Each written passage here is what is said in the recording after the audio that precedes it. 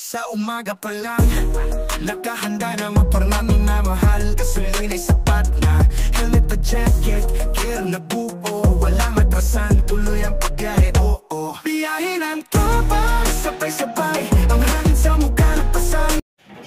So yun mga kamotoris, na makita ninyo yung gas-gas ni Black G, napakalaki. So didecals natin siya ngayon.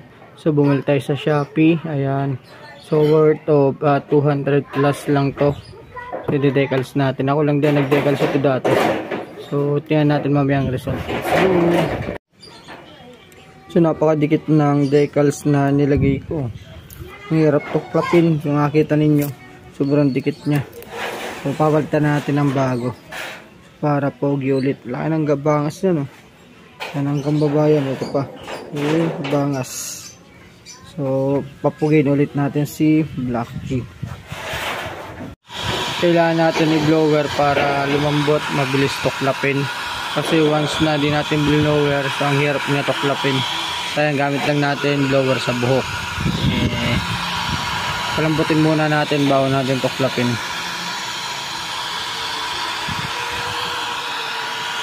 So ayun mga kamotorista, mas mabilis siya tanggalin kapag blower ulit para lumambot. Ayan, tuklap na natin. So hilahin na lang natin. Ayan, diba? So ganun lang ang technique pag mag-aalis ng decals.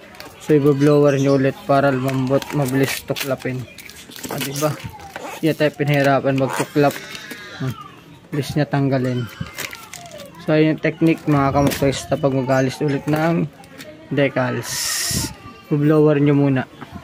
So ayun na mga kamotorista, na decals na natin. So makinis na ulit. Konting finishing na lang para sa mga bubbles. Ayan. So pogi na ulit. So nakita natin dito sa kabilang side, ayan, wala nang gas-gas.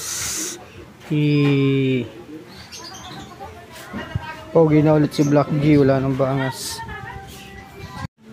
So ayan mga kamotorista, nadikit na natin yung decals. Ayan na, fully finish na. So di na natin niliha, kaya medyo may konting gas pang dito. Pero sa ibang area yan, napakakinis niyan. Ready na ulit isemplang ng OBR.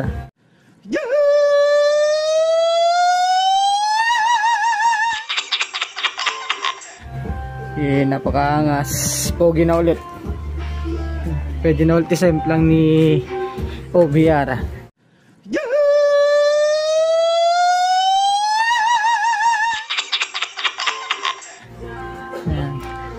Wala nang mga bangas.